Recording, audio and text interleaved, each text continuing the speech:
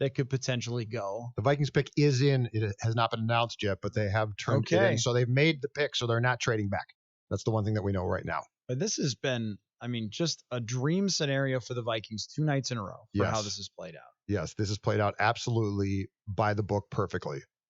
If you're them, you addressed last night wide receiver with your first pick at 22, at 31, you addressed your cornerback position, and now the Vikings are on the precipice of addressing another position of need in this draft. Yes, it is. And at this very moment, my Twitter is having a mental breakdown at this second, which is classic. But, we'll see which way they decide to go. There is a report, by the way, that Jonathan sent me that San Francisco is interested in Trent Williams, and it does not appear that the Vikings have any more interest, which we've kind of figured through this process as they've gone along here that, they had their price, and if he wasn't going to be a 4th or 5th round pick, then it wasn't going to be anything. So we'll see if the Vikings surprise us or if they go exactly the way that we expect them to go.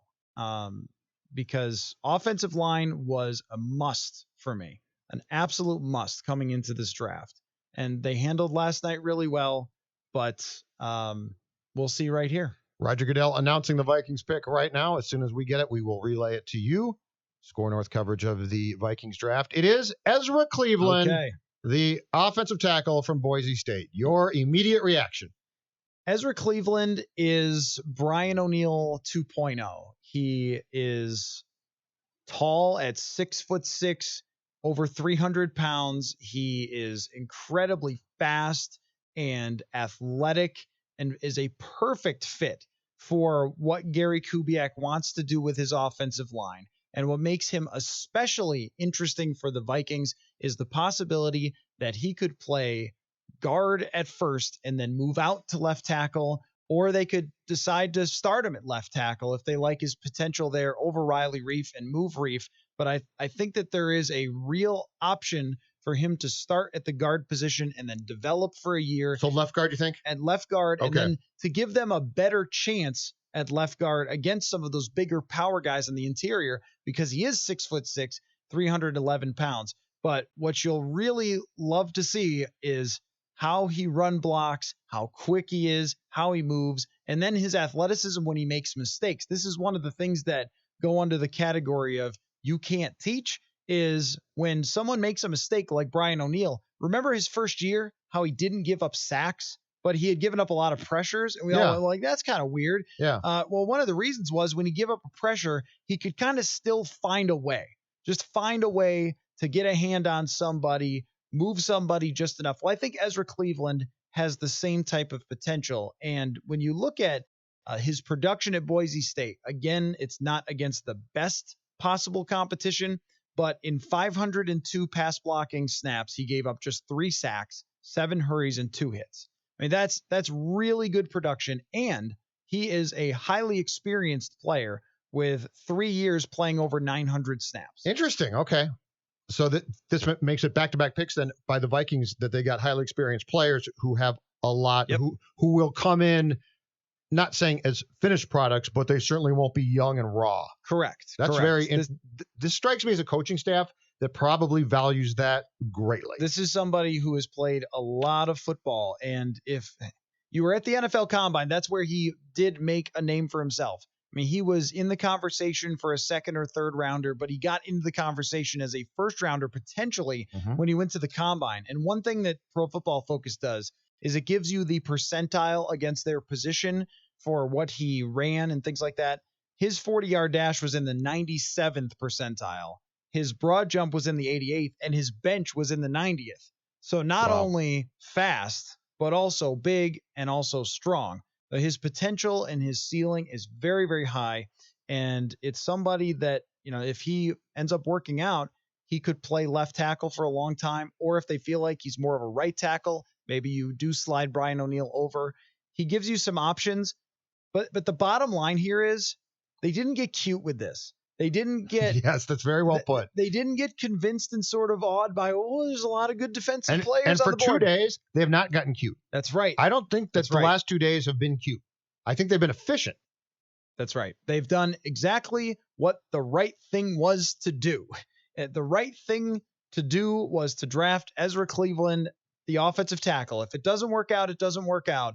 But of these 3 picks, a receiver that dropped, a cornerback that you desperately needed, Yep. and a tackle with experience again too. Right. I love that fact. With experience and a tackle to help protect Kirk Cousins. They needed better pass protection for Cousins. I think it's possible that he helps with that right away at the guard position, and then long-term could help with that a lot at the tackle position. If there are concerns about Cleveland, what would they be immediately, do you think? Well, I think it's exactly what you said about playing at Boise State, is that he isn't somebody who has played against edge rushers that reflect Khalil Mack. Sure. or the power of someone like Akeem Hicks if he has to play guard. He has not seen that. He has to play a little bit probably tougher than he has. But, even from a technique standpoint, because of the amount that he's played, it gives him a good chance. Like, I can't tell you as well as Mike Tice can if his technique is perfect on this, that, or the other thing. But somebody who has taken over 1,500 pass blocking snaps. Mm-hmm. Think about Mekhi Becton was under 100, I think. Was he really? Yeah. I mean, Mekhi Becton had barely ever taken true pass blocking snaps where you have a quarterback just taking the snap, dropping back. Yeah. Ezra Cleveland has taken a lot of those. So that's your only question is he going to be able to, handle the power, handle the speed? But when someone has the athleticism, it gives you a lot more hope that they possibly can. And this was the best pick they could make. Jones is a good player and more of a true left tackle than Cleveland. So, I did like the idea of Jones, but you can't potentially play Jones at guard like you might be able to with Ezra Cleveland right away. So this basically tells us that the plan for 2020 is then to play Reef at left tackle and to have Cleveland inside at left guard. So that's probably the plan then, correct? That I think so. Reef is going to get at least one more year as the Vikings left tackle.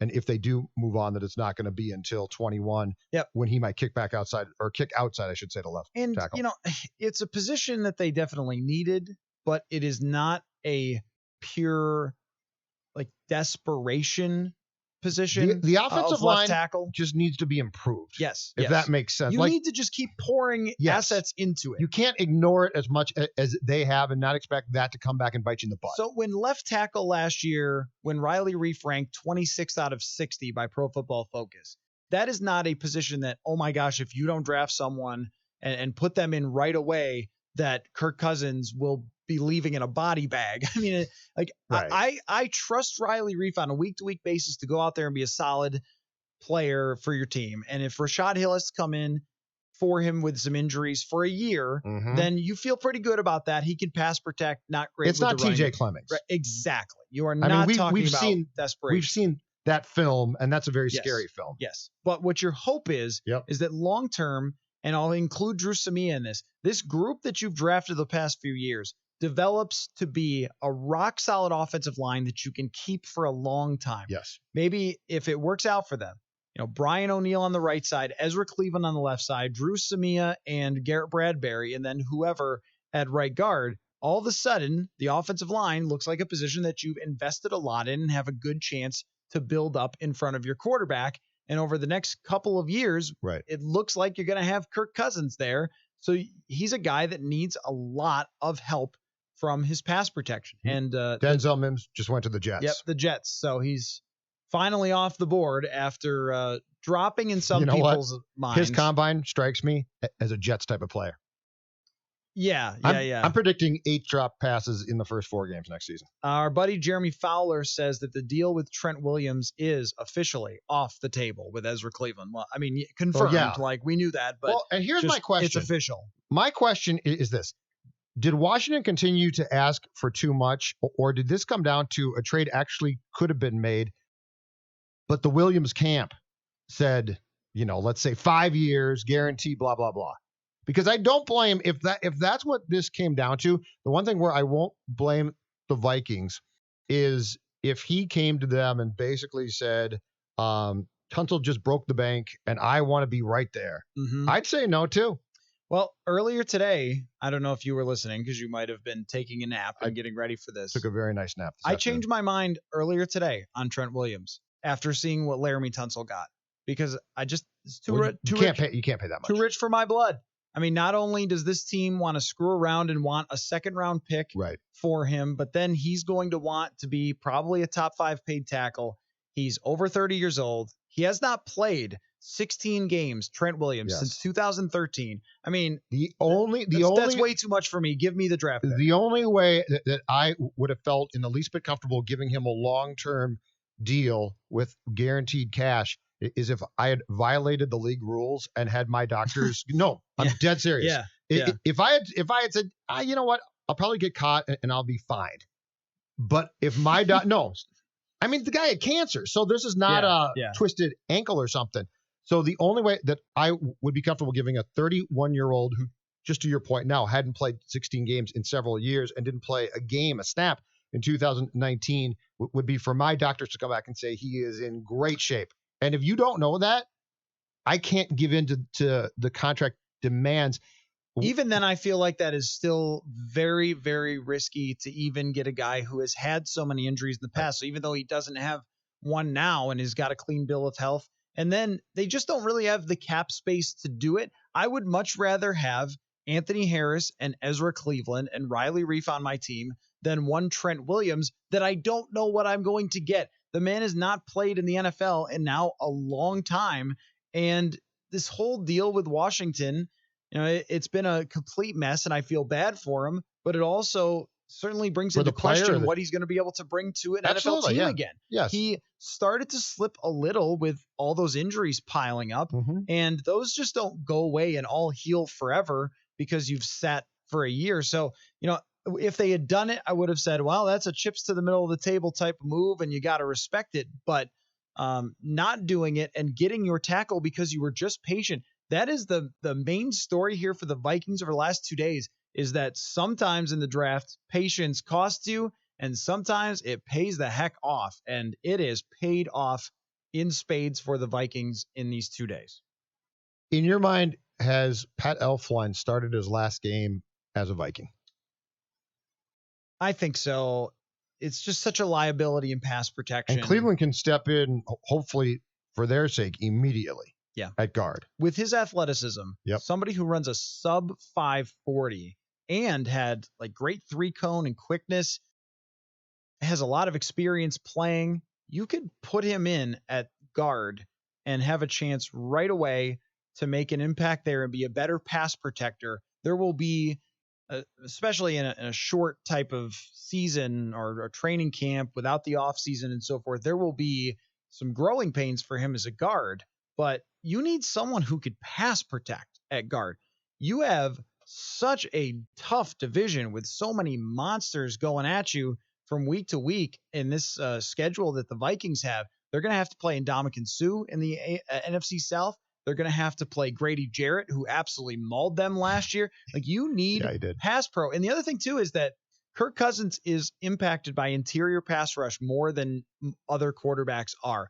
Because there are a lot of quarterbacks who step up, they slide, they move around, and it doesn't hurt them that much. He's not one of them. Packers, Bears, right? Yeah. There's a lot of teams that they're going to face that have good interior rush. So it would make a lot of sense to start Cleveland and just say, thanks for the memories, Pat Elflein. And then, say, hey, Drew Samia, you want to play on the right side or compete, right? Compete with Pat Elflein and Drew Samia. Give Samia every opportunity to prove that he should be the guy, because last year he showed a lot of progress in training camp. We were like, oh man, but you come from an Oklahoma offense to the NFL offense. It's such a huge difference that by the end of the year, when he played in week 17, he showed that he might have the possibility of being a starter.